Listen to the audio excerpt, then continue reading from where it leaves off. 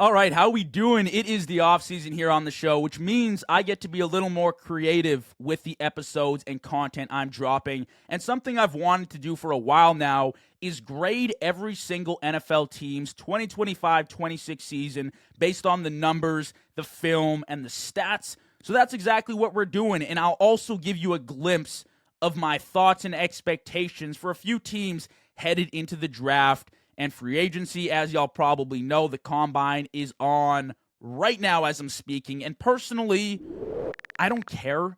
I don't care at all. I couldn't care less, to be honest with you. Top-end athletes putting up cool numbers is awesome, but at the end of the day, it's a contact sport. And there are levels to the game. There are so many details that you can't see at the combine. You got to watch the film. You got to break things down. So that's what I'm more interested in, and ultimately where they land tells the full story. So we'll wait until that point, until we fully dive into the draft, when we watch the film, when we look at the tape, and when we see where they land to make a final judgment. Right now, I want to go through all 32 NFL teams, give you all a final grading on this past season, and give you some insight on my thoughts moving forward for each team. Thank you for joining me. It's JV Show. I'm pumped to be here. Let's rank every NFL team's 2025-26 season based on the numbers, the film, and the stats. Kicking us off, we got the AFC East. The New England Patriots take home the division. Unfortunately, being a Bills fan, watching them walk to the Super Bowl, it hurt, but I got to give them props. I got to give them their credit. They were an A-tier team this year. They just were. They're an organization that knows how to win. They make a Super Bowl. You can argue it was a weak schedule. The playoffs were a breeze. That's cool, but they still made it to the Super Bowl. They still had a heroic year with Drake May being an MVP frontrunner, being the next guy up behind Matthew Stafford, Mike Vrabel, winning Coach of the Year, having himself an excellent year one in New England as a head coach, and that young roster with just a bunch of misfits, really, putting things together, winning games, and finding themselves in the Super Bowl. It was a great year. Now, it's going to get more difficult. You're going to have a season in the playoffs where you have Lamar and the Ravens, where you have Mahomes and Andy Reid, where you have Josh Allen and Joe Brady, where you have Joe Burrow. It's going to be more difficult, but I do think this was an important year where most people thought the Patriots were rebuilding, for them to take that step and make a Super Bowl. Who would have thought? Incredible year from the Patriots. I'll put them in the A tier. Now for the Buffalo Bills, finishing 12-5, making the playoffs. I got nothing to say about this damn team. They were a B tier team. I don't care that they won a great playoff game against the Jags. It was exciting. At the end of the day, they miserably failed expectations. I don't even want to get started on what happened in the playoffs. It was a game against Denver where we had a firm grasp on the W and we let it slip away. It was embarrassing to have 5 turnovers in that game. We failed expectations. This was a year where the Bills should have prioritized making and winning a Super Bowl. The path was right there. There were flowers just scattered on the path right to the Super Bowl, and we blew them all off and took the shortcut to Cancun. It was embarrassing, to be honest with you, and now we're heading into free agency, and I just don't know what to expect. I feel directionless as a fan. We are probably losing Joey Bosa, and half of our offensive line also up as free agents right now, so we do have some work to do as far as the draft and free agency goes. But I'm leaving them at the B tier. Just an embarrassing year. A season where we should have capitalized. That's what I'll leave it at. The Miami Dolphins, they went 7-10. I'll give their season a C. They did kind of go on a mini tear, like around week 10, week 11. They beat Atlanta, Buffalo, New Orleans, Tampa Bay. But at the end of the day, you don't have a quarterback for the future. You just let go of your new head coach, Mike McDaniel. He's been around for a few years. You kind of thought that the offense would be this explosive unit with Tyreek Hill, who's probably gone now, and Tua and Jalen Waddle, and it just never worked out. McDaniel now over in LA with the Chargers, And the Dolphins, also another team where it feels directionless. This is going to be another rebuild year. You are not going to be a playoff favorite, a Super Bowl favorite next season. And based on this past year, it was just a lot of average to below average football play, and Dolphins fans once again suffering from losing seasons and depression. They haven't won a playoff game in forever, and it doesn't look like they'll win one anytime soon. The same thing is going to go for the New York Jets. They finished 3-14, another absolute garbage bomb of a season. I would make them their own category on this list that says the New York Jets. I'll put them in D. Just another embarrassing year. I mean, nothing went right for this team. Aaron Glenn, that was a disaster. It's been a disaster so far. The offense, horrendous. The defense didn't have an interception all year long. I mean, just steaming hot trash. Like, they were just a bad team, a bad franchise, and they have been forever. For my entire lifetime, I have not seen the Jets win. They just haven't been a good team. So I don't expect much different next year, but I will say, and I would like to note, they have $87 million in cap space right now and 6 first-round draft picks over the next 3 years. They have 10 total picks this year. So for a team that has sucked and stunk so badly, there is some hope for the future, but that's also reliant on that front office drafting well, developing, and getting the guys in-house that need to be there to reestablish a culture and say, hey, we're not going to be a poverty franchise anymore, because that's what they've been for a while, and that's why, based on this past season, I got them in the D tier. Let's flip to the AFC North. Kicking us off, the Pittsburgh Steelers. They go 10-7, wild card knockout again, as expected. As I told y'all, it would happen. I'll give this season a B for the Steelers. Again, they kind of met expectations for me, but nothing more. And it hasn't been anything more for around a decade. They've been the epitome of average, another wild card knockout. But now you have Tomlin stepping away, Mike McCarthy coming into office. Maybe you'll get a little bit more of prioritization as far as offensive football goes. Aaron Rodgers had himself a great year for you. 3,300 yards, 24 TDs, only 7 interceptions. He's probably not back. So your next quarterback in line is either Mason Rudolph or Will Howard next season. I'm not loving it. And it was a heroic win. Don't get me wrong. Week 18 versus the Ravens, that was awesome. That really was the peak of the season for the Steelers.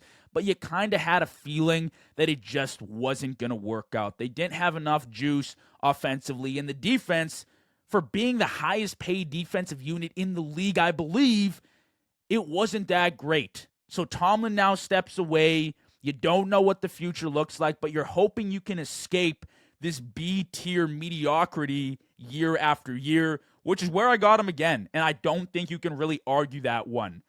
The Ravens, on the other hand, they go 8-9. They're upset Week 18 against the Steelers. Steelers go to the playoffs. Ravens get knocked out.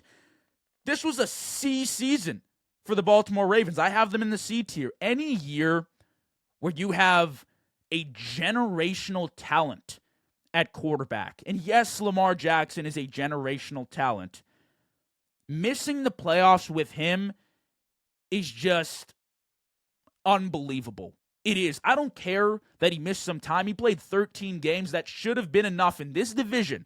With the Steelers winning it, with 10 wins, it should have been enough for the Ravens to make the playoffs. But the defense just wasn't there early on. And honestly, when Lamar came back, he didn't look all that great. But Week 18, he gave, the performance of a lifetime. He comes out, he balls out, and the Steelers still come away with the W. It was pretty deflating, I can imagine, as a Ravens fan. Now you're looking at free agency. You're probably losing Tyler Linderbaum, center for you. He's been absolutely phenomenal. A young guy that's going to get an absolute deal, and he's going to ball out for whatever team he's on. You're probably also losing Isaiah Likely. So those are two key, crucial parts of your offense that you're going to have to replace ultimately, and that's kind of scary. But you can fall back on the fact You got Lamar Jackson. You're good. You bring in Jesse Minter. I'm expecting that defense to just look way different. Under Zach Orr, it was pretty embarrassing. They have so much talent, yet they couldn't be a productive unit. I expect Jesse Minter, a guy that went to LA and completely changed the way that defense looked, to do the exact same thing in Baltimore. And then it's all on Lamar Jackson's plate. Can he deliver in the playoffs? I expect them to be a playoff team next year, but ultimately this past season, it was pretty sad. I'll put him in the C tier with the Dolphins. Next up, the Cincinnati Bengals at 6-11. I also got them in C tier. This is the third year in a row Joe Burrow has missed the playoffs with the Bengals. I know he's been injured. I know. Excuses. They're the Ravens, but worse this year. How do you win 6 games? You're paying Joe Burrow, Jamar Chase, T. Higgins. You're the laughingstock of the league. It is embarrassing that this is the case. Trey Hendrickson obviously wasn't all that productive this year. Not what you expected. He's gone to free agency, but you got $50 million now in cap space. Use it. I don't know how Zach Taylor is still employed there. The entire division cleaned out their head coaching staff. Zach Taylor's still employed. I'm stunned. And this is going to be another year, unfortunately, where Joe Burrow falls short. I don't know if he makes the playoffs again unless there are some drastic changes to the way this team looks. Offensively, they have the firepower, but even when Flacco was in this year, and this is the thing people miss, it's not just a Joe Burrow thing. Even when Flacco was in, he was putting up like 38, 42-point performances, and they were still losing. The team has just not been good enough these past 3 years to make the playoffs, and that's not really on Joe Burrow or Jamar Chase or T. Higgins. It's just the front office that can't put together a team, a competent defense, or a competent offensive line to compete at the highest level. So that's why they're in C tier again. Another depressing, disappointing season from a team with a generational talent at quarterback. And finally, the Cleveland Browns, 5-12. I also got them in C tier. Honestly, I don't think this was a bad year at all for the Cleveland Browns. You look at their draft class, phenomenal. Schwessinger, Fannin, Judkins, Bond, Mason Graham, plus your quarterbacks. They knocked it out of the park. Now, I'm not a huge fan of the Todd Monken move at head coach. Older, first-time head coach. You got a younger roster. I'm not sure how it will work, but I do think the future, if you play your cards right in Cleveland, looks good. The defense is phenomenal. Myles Garrett just had one of the best defensive seasons we've seen. The Sack King, they have talent. They have a great defense. Now it's all about finding your QB1 and building around him. I feel like they've done a pretty good job of that so far this past year with the draft. Now it's time to capitalize, build off that. I'm not sure if Monken's the guy, but keep your eyes open for other head coach opportunities as the years progress. I think this was a good, encouraging season from them, to be honest with you. Now, it's obviously the Cleveland Browns. If the Bills are at 5-12, I'm pissed off. But for Cleveland, this was good. I like their draft class. I think they have things to look forward to. Let's go to the AFC South now. Jacksonville Jaguars winning the division. I thought it was a great year. I'm going to give them B+. I like their season, man. I would arguably give them an A. If they won the playoff game against Buffalo, absolutely an A season. I thought Liam Cohen showing up completely changed the vibe, the dynamic. Jacksonville was truly one of the more entertaining teams to watch this season. Trevor Lawrence kind of settled in the back half of the season, and that Liam Cohen connection, it was just phenomenal, honestly. You can kind of see the relationship brewing, and as the year went on, more comfortable. I know the playoff game, it wasn't his best showing, a few turnovers, but I do think they build off that. The one thing I will note you of, Devin Lloyd, second-team All-Pro, plus a great coverage linebacker, probably gone in free agency. Travis Etienne, probably gone in free agency. So there are going to be holes, again, you got to fill in the draft, in free agency, making a few moves, but I do think the team as a whole, I truly do believe this, that going into the playoffs, they were the most complete team. They were on a heater. They were hot as a team, hot as fire. And if they can pick that up week 1, week 2, week 3 of next year, under Liam Cohen's guidance,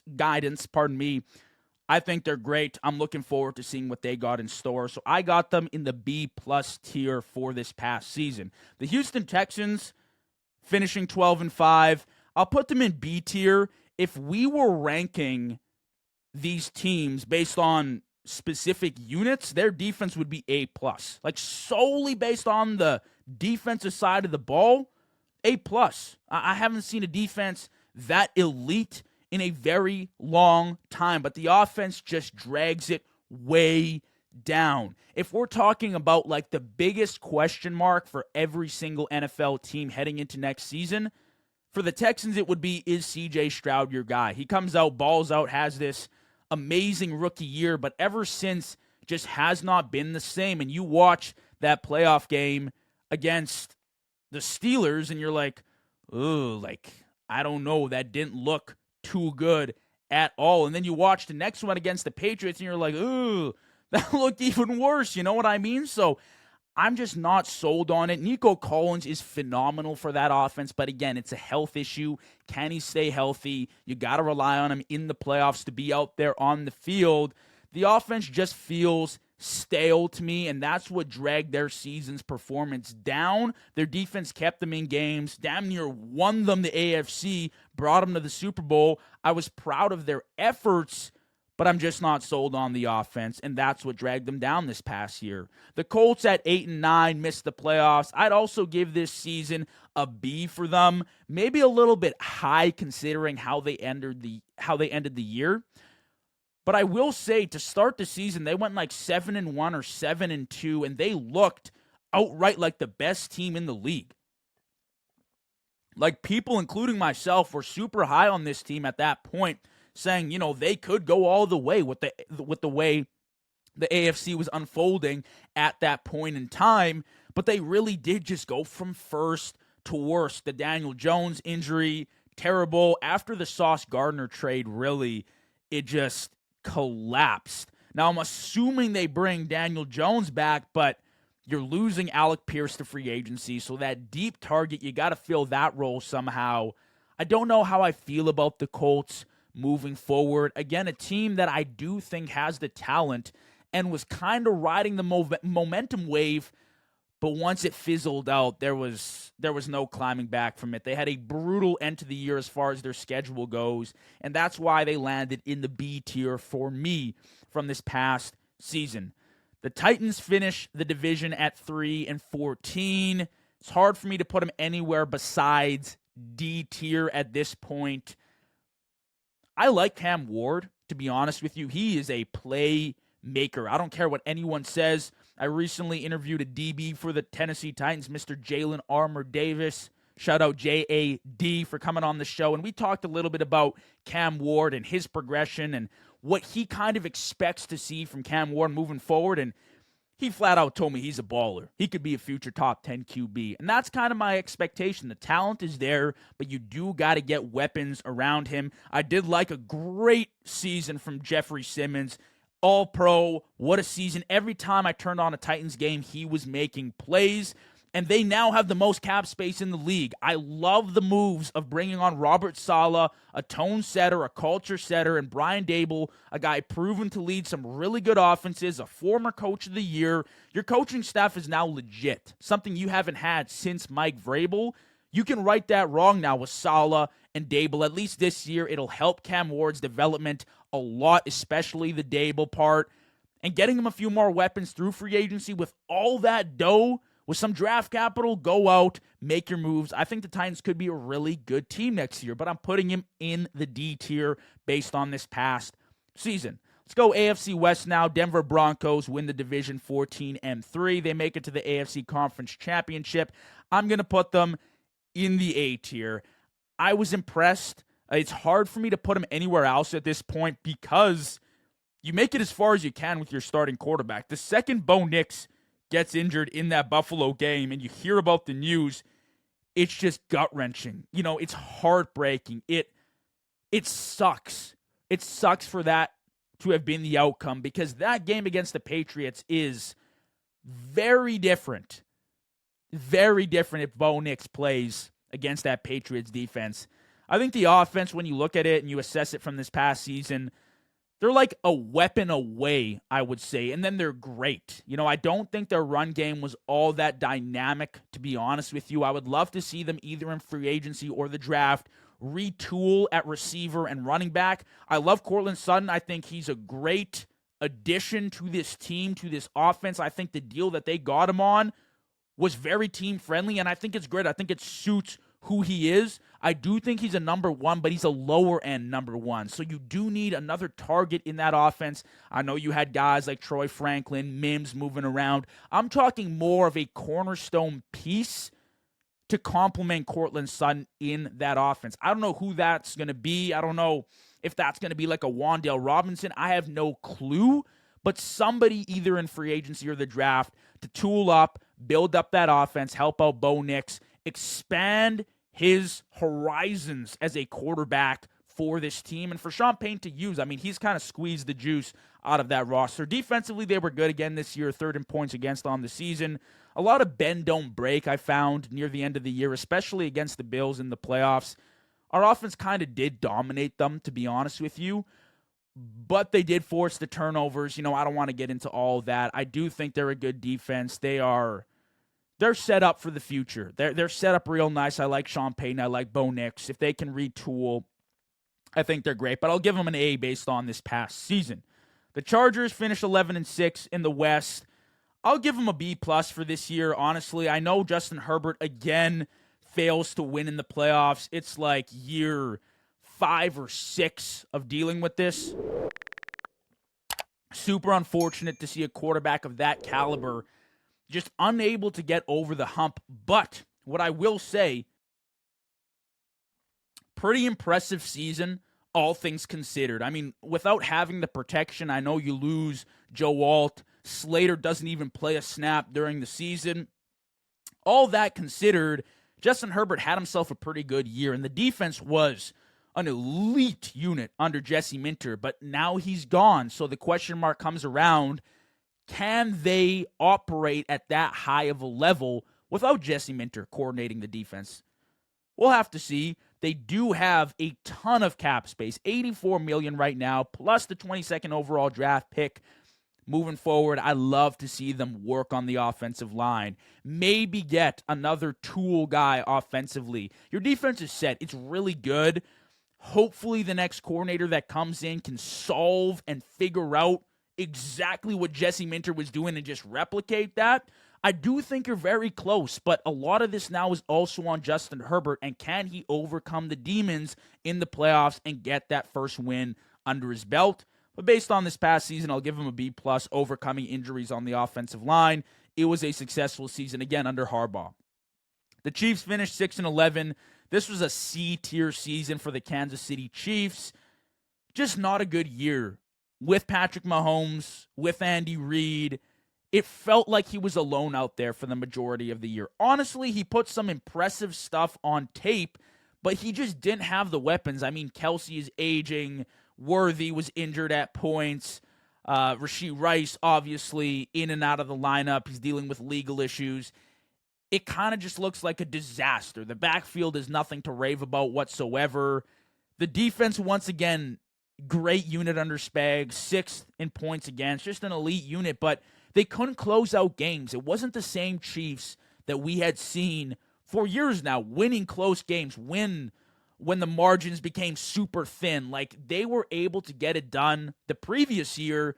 This season, not so much, and that's why they finished 6-11. But I think the scariest thing for the league is seeing a Chiefs team with Mahomes and Reid have a top 10 draft pick. I don't know what Mahomes looks like next year. Obviously, hopefully back for week 1. But all I'm saying is, with that kind of draft capital, they could do dangerous things. If they can draft well, if they can build and kind of, retool. You don't need to rebuild. You have the franchise QB. It's just retooling around him. Give him a few pieces, and I think they're set to go. And then the Raiders finishing at 3-14, another D-tier team for this past season. But I do really like what they have going forward. I think Ashton Jeanty and Brock Bowers is an amazing duo to build around as far as youth goes in this league. Jeanty had a terribly difficult time this past season because he had no blocks. I mean, they had freaking me out there trying to block guys like Myles Garrett. You're not going to get anywhere. It was horrendous, but I do think Pete Carroll being a one and done, you now bring in Kubiak, who has a phenomenal track record, an offensively focused guy. When you draft Mendoza, I mean, that's your starting three right there. Mendoza, Ashton Jeanty, Brock Bowers, that kind of forms your triangle. Obviously, you have to overcome this Max Crosby hurdle. Ideally, I want Max Crosby in-house if I'm the Raiders. He's a phenomenal edge rusher. He puts pressure on the quarterback, and that has become increasingly more significant and important for teams, especially in the playoffs these past few years, is putting pressure on the QB. So having a guy like Max Crosby is super important, but I just don't know how that situation shakes out with him just being dissatisfied with how the organization has handled things. And honestly, I don't blame them, but they do have $85 million in cap space for next season. So I think all signs point towards having an upgraded, improved roster and a better year next year for the Raiders. But I would rank this last season graded at a D. It was just pretty bad. Watching them play football, it did not look good. I want to move to the NFC now. Let's go NFC East. Eagles finish atop the division, 11-6. C+, man. C+. Eagles fans, I feel like they would agree with me when I say that this year was just disappointing. Again, for you to lose at home in the wild card to the Niners, a team that was banged up, literally starting like 5th, 6th, 7th string guys, you just failed to meet expectations. I mean, I don't know how you go from Super Bowl team looking like an absolute powerhouse juggernaut to that. Bad play calling, no run game, bad offense. The defense, as per usual, very elite under Vic Fangio, but that's not going to win you games. You can't just rely on the defense all year long throughout the playoffs. At some point, you got to put up some points, and whether you blame that on Jalen Hurts, the play calling, the offensive line, Saquon Barkley, A.J. Brown, whatever it is, or if it's a culmination of all those things, you got to figure that out. I don't know if A.J. Brown is there next year. There's a lot of trade rumors, but I also know it's Philly and people over-exaggerate. The media specifically goes after Philly like there's no tomorrow, so I wouldn't bite on any trade rumors until it actually happens. I'm curious to see what happens with Jalen Phillips. You bring him in midseason. Phenomenal. Great addition off the edge, putting pressure on the QB. Let's see how they deal with that. And it probably helps that the NFL just increased the salary cap limit to like $22 more million. That might help bringing back Jalen Phillips in 2026. Dallas Cowboys at 7-9. I give this season a C+ for them as well. I thought around Thanksgiving, they were the hottest team in the league. They won a game there. They were pumping out points offensively. Dak Prescott had himself just an excellent season coming off injury. He looked great. His mobility looked great. His arm super confident as per usual. And when you had CeeDee Lamb and George Pickens, they just felt unstoppable offensively. Now you tag George Pickens. Personally, I think he's crucial. I would keep him around. I know maybe few screws loose up top. Maybe, he's out there and crazy and, whatever you want to say, all those labels, cool, but he's a good football player. That's all I got to say. He's a good football player. He puts on for this franchise, and when he got there, the offense became significantly more dynamic. It brought you back to that Amari Cooper, CeeDee Lamb duo, but just better, like 1,000 times better. So if you have both of them rolling, Javonte Williams had himself a great year. You just need to patch up the defensive side of the ball, which was the issue for the majority of the year. Eberflus now booted out. You bring in Christian Parker from Philly, a guy that Philly fans have raved about. The DB coach there that has helped out guys like Quinyon Mitchell, Cooper DeJean, Dallas' secondary, hot garbage. So hopefully he can come in, run the business, run the defensive side of the ball, and the Cowboys could be staring at a playoff appearance next year. The Commanders at 5-12, kind of a disappointing year from them, but I'm indifferent. I give them a C. I put him in C tier based on this past season. Jaden Daniels obviously suffering, different injuries. It was coaching malpractice to have him out there when he did re-injure his elbow, I believe it was, or his shoulder, whatever it was. At the end of the day, you look at their playoff run in 24-25, and they were just an old roster. It felt like a one-year wonder, and after that, you're like, yeah, we got the franchise QB, but we don't really have the roster. We're super old. We just gave the bag to Terry McLaurin, who deserved it, don't get me wrong, but is in his 30s already. You know what I mean? So they're just an older roster. They have to figure things out. I like Jaden Daniels a lot, but he's not going to save your franchise if you don't have the proper tools, the defense, the weapons around to get shit done. So this past season, it kind of was a reflection of that. And even when Jaden Daniels was out there and playing great, they just didn't have enough. They felt like they were deteriorating quicker than every other team. And a lot of that has to do with the average age of this roster, which I believe was one of the oldest, if not the oldest, in the NFL. Fourth, finally, in the NFC East, New York Giants finishing 4-13. I actually liked the season for the New York Giants. I thought that they were pretty solid. I'd give this season a grade of a C for the New York Giants, but with a lot to look forward to. They're young. Jackson Dart, Cam Scadaboo, Malik Neighbors. I love the trio. Seriously, I do. When the offensive line was healthy this year, they looked great. They were actually a surprisingly solid unit. Defensively is where they fell apart, but obviously you boot out your coordinators, completely new coaching staff with John Harbaugh now. Maybe it's a different story. I expect them to go after Caleb Downs in the draft. He is literally bust-proof, honestly. He's going to come in and change whatever defense he slots into. And for New York, a team that could use help in the secondary but also creeping up into the box to stop the run, he's the perfect prospect. So I like Caleb Downs in New York. I don't want to do, Carnell Tate or whatever people are thinking as far as weapons go in the first round. Give me a guy that can play any position on the field defensively, help out our run defense, and we're set. We have a young, talented offense. We'll add another weapon in the draft or free agency. You're losing Wandale. That's cool. You can replace him. You can find someone else. You got the number one in Malik Neighbors. Theo Johnston's also a really good receiving tight end. You'll be fine. Just focus on building that defense and stopping the run. Kayvon Thibodeau, maybe he's gone next year, but you got Abdul Carter. You got Brian Burns. You got Sexy Dexy up in the middle. You're chilling. I think this team has a lot to root for. I grade him a C this year, but I do think the hopes are high moving into next season.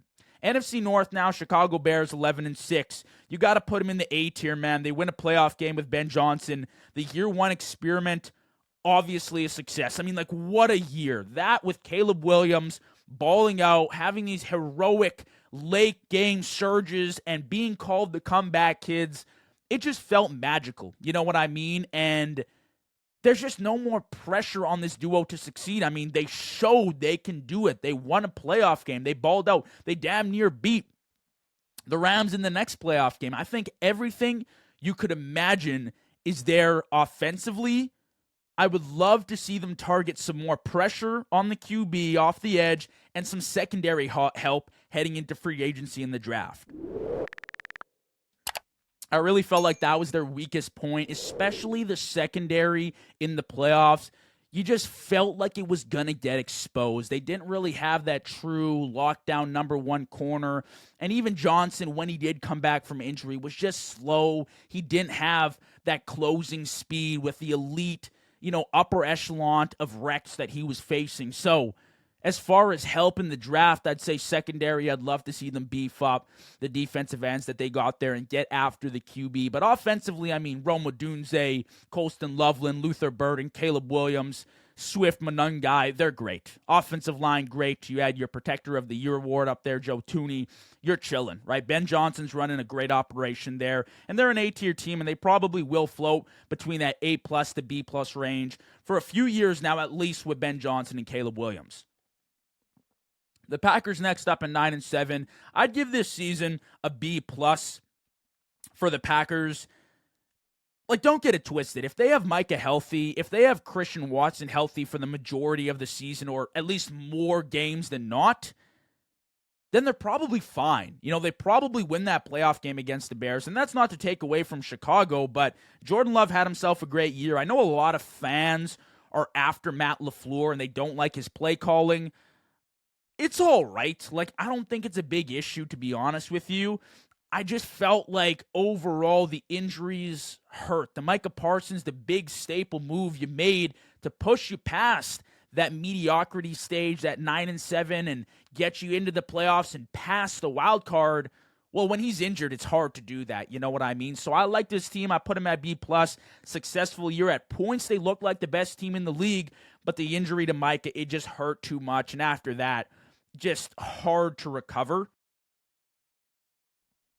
As far as the Vikings go, who finished 9-8 as well, right behind the Green Bay Packers, I'd give this season a B. J.J. McCarthy, you know, if they had a different quarterback, might have been a different result, to be honest with you. Might have been a very different result. This team was ready, Freddy. It's so damn good. Brian Flores and that defense, the fact that they were able to hold on to him, that's incredible. And you have Jettis. You have Jordan Addison. I would like to see them go after maybe some running back talent in the draft. But after that, it's figuring out who's your quarterback. You know, I've been on the show saying maybe it's a Mac Jones. You don't have a ton of cap room, but it won't take that much to go out and get Mac Jones and pay him. He's on a small deal right now. So if you're able to do something like that, get a quarterback in place, and maybe it's JJ, but someone willing and able to lead this team and just do the bare minimum, you're a playoff team. You're a one game off last year. The Vikings showed a lot of great things. Don't let the poor quarterback performances hold that back and hold you back from ranking them around the B tier. I really liked their season. JJ just held them back, unfortunately. But hey, he's a developing QB. He's only played like 10 to 12 games in the league. Maybe it was just growing pains. We'll have to see next year. Finally, in the NFC North, Detroit Lions, 9-8. It's a C-tier season. I mean, disappointing from a team that is way too talented to finish that low, to not make the playoffs. But I called this during the offseason. The loss of both coordinators, it was going to hurt, and the injuries just hit them hard again. To me, it feels like the Lions missed their window. They had it when they were youthful, they were young, powerful, the momentum was on their side. Now it's like, we kind of expect them to be great, but Jared Goff's a dying breed of pocket quarterbacks, a stationary guy that has cement on his feet. It's tough to win in the league when you got that. I know you got talent, but at some point you're going to have to pay some of these young guys, and you won't have the luxury of like a David Montgomery or maybe a Laporta or whoever you're looking at right now. You already paid J-Mo and Amon-Ra St. Brown. You're going to have to make some decisions.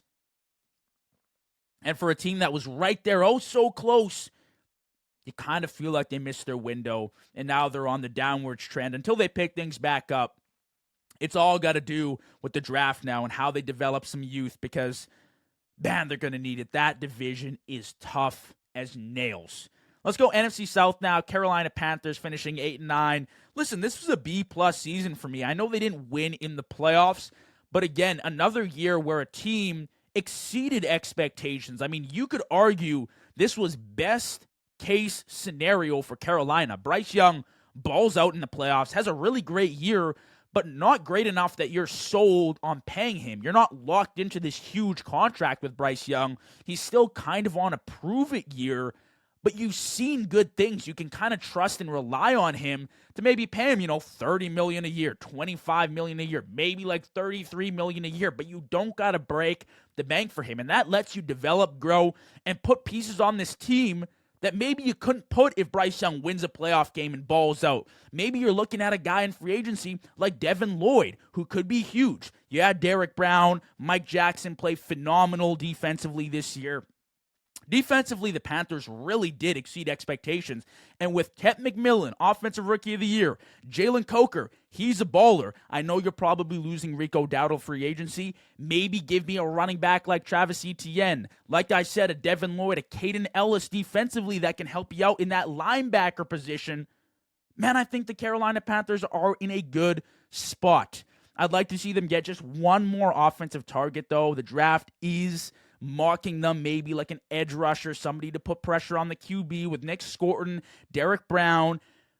They have the draft capital. They have some money. They can spend it. I would like to see them go out and, knowing you're probably not going to break the bank with Bryce Young, spend a little money, Be a little liberal with your money. Spend it. See what you got. Bring guys in-house. And if Bryce isn't the guy, move on. That's cool. I think you've established a good base of players. The foundation is good. Now just stack. So I got them in the B-plus tier. Tampa Bay Buccaneers finishing 8-9, missing the playoffs. It's a C season, arguably D. They started off so hot. My Baker MVP pick looked so good until it didn't. They just fell off the rails, and it was kind of confusing, but when you look at it, they played the same all year. They just happened to win games super close to start like the first 1 to 8 weeks of the year. But at the end of the day, Baker's back half of the year was garbage. Todd Bowles just ran this team into the ground, and the defense really just never materialized into what maybe they expected with the moves they made in the draft, specifically with the secondary. They didn't put pressure on the quarterback really at all, and in a weak NFC South division, there is no excuse why this team shouldn't have made the playoffs. So that's why I got them in the C tier. No more Mike Evans next year. He's gone in free agency. You got some spots to fill here. You are by no means in the clear winning this division year after year anymore. Falcons got Stefanski. They look great. Panthers won the division. They're building. Even the Saints look good. This is not your division anymore, Tampa Bay. You got to make some ballsy moves. Atlanta Falcons finish 8-9. I'd also give this season a C, although I do have higher hopes for them than the Bucs moving forward. This is the exact definition of talent doesn't equal success. It just doesn't. You had your Kyle Pitts, your Drake Londons, your Bijans. Defensively, Jalen Walker, James Pierce, Watts. Like, you had a phenomenal draft class. You don't even make the playoffs. I think a lot of it was coaching. I'm not sold on Michael Penix. You're kind of trapped in a garbage quarterback situation. But with Stefanski, they're a guy that's won coach of the year, that's had success with offenses, that's made the playoffs as a head coach. I feel like I'm chilling. You know what I mean? I feel like he's got weapons. You tag Kyle Pitts. I think he's going to be phenomenal. I think he's got so much juice left in the tank that hasn't been used properly. Drake London is awesome, and Bijan, phenomenal athlete. Phenomenal with the ball in his hands. Very difficult to tackle. He's awesome. So Stefanski's walking into a situation with so many weapons, like a plethora of weapons that he can tool with and work with. And after that, it's like, hey, man, if this defense can ball out, if they can buckle down, I know James Pierce, unfortunately, dealing with the legal stuff again, but if that draft class can just level up even more next year, it's like, holy crap, the Falcons could be good. This division's up for grabs. That's why I'm raving about every team, but I do think the Falcons, based on this past season with Raheem Morris, just upsetting. I put him in the C tier. And then the Saints, 6-11. I want to be crazy and put them in B+, but I'm going to put them in B, just rationally, looking at the other teams and how I've ranked everyone else. I really like what happened there. I think this is a year you look at 6-11, you're scratching your head, JV. How could that be a B? How could that be a B+? It's like, well, listen, like, the back end of the year was unreal. Tyler Shuck on a full year scale wins Rookie of the Year, Offensive Rookie of the Year. The defense was excellent, and he can keep stacking. And now you can build on that with the draft, going out and getting a guy like Jeremiah Love. It's like, holy crap, the Saints could be rolling. With the way they finished the season, I think they're a playoff team. I think that they win this division outright if they started that hot from week one, if they had Tyler Shuck balling from that initial get-go. But listen, I think the high draft pick with what you're working with, I know they're in cap hell, and they have been for a while, but once they escape that, they're great. You know, once they can add some pieces in free agency and make the moves and, build on the youth. I think they draft Love. I think it looks great. I love the Saints heading into next year. I'd give this season a B. I thought it was encouraging. As for the NFC West, we'll wrap things up with these 4 teams. Seahawks in A+ category, A+ tier. They're the only team up there, and for a good reason. I mean, they were the Super Bowl champions. It's really, really hard to debate that. I'm putting them in A+. The only downside of winning a Super Bowl is that guys get a little pricey, and you kind of got to cut ties with guys that aren't, crucial to success. It kind of just is what it is. We saw it with the Eagles. We're seeing it with Seattle now. But at the end of the day, phenomenal year. Ends off with the Super Bowl. Incredible. For a team some people didn't even have making the playoffs, awesome year. The Rams at 12-5. I'd give this season an A for the Rams. Again, maybe a few plays off from making the Super Bowl. I thought they had an amazing year. Matthew Stafford, MVP, of course, an excellent year considering his age to ball out like that. Devontae Adams and Puka show out and prove they're the top receiving duo in the league, just like I had said to start the season.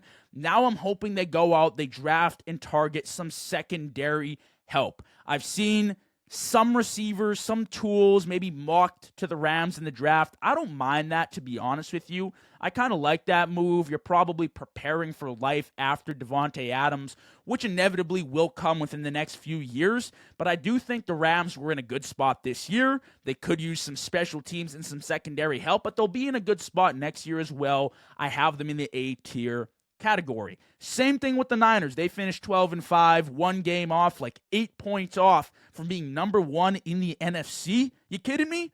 A-tier team. With the injuries they dealt with, Shanahan coaching, the games, the year, the career. I mean, he coached out of his mind. Seriously, guys. One of the best coaching seasons I've seen from a guy that was dealing with so much on the injury side of the ball. For Brock Purdy to come back, ball out the way he did. Phenomenal end to the season. Mac Jones slots in, has a great 5 to 6 game stretch with Kyle Shanahan. They're awesome. Now, I know losing Robert Saleh, it's tough. It's going to be tough to overcome that. But I think the Niners under Shanahan are a well-coached team, and they'll be chilling. Seriously, I think they'll be fine. A-tier team with the playoff win against the Eagles. Icing on the cake. I think Niners fans look at this season, and they're like, hey, analysts, media talking heads, they laughed at us all year long. Come on. This was a successful season for us. And then the Cardinals, 3-14 to end things off. I'd put them in C, but you could argue D here. Jacoby Brissett obviously comes in after Kyler Murray just injured and kind of sucks, to be honest with you. So he honestly did not too bad. Probably scored himself a starting role somewhere in the league next year. But at the end of the day, it's you won 3 games, and this obviously isn't going anywhere. Now you're bringing in Mike LaFleur. Maybe it's a completely change of scenery, and you're like, wow, I'm on board. Let's roll. But as of right now, the team is just, directionless. They couldn't close out games last year. They have talent. They have Trey McBride. They have Marvin Harrison Jr. They have Michael Wilson. I was blanking on his name there, but absolute baller, right? They have players, but it's all about putting things together now, a cohesive unit, and in a division where you got Seahawks, Rams, Niners. None of those teams were below an A tier for me this past season. It's going to be tough to break through. I got them in the C tier division. We'll see what Mike LaFleur can do next season, but that's all 32 teams ranked for you based on the 2025-2026 season, the numbers, the film, and the stats. Thanks for rocking with me. Stay tuned. Free agency episode dropping this week. It'll be awesome. Stay tuned for all that great content. Thanks for rocking with me, y'all. I'll catch you soon. Peace out.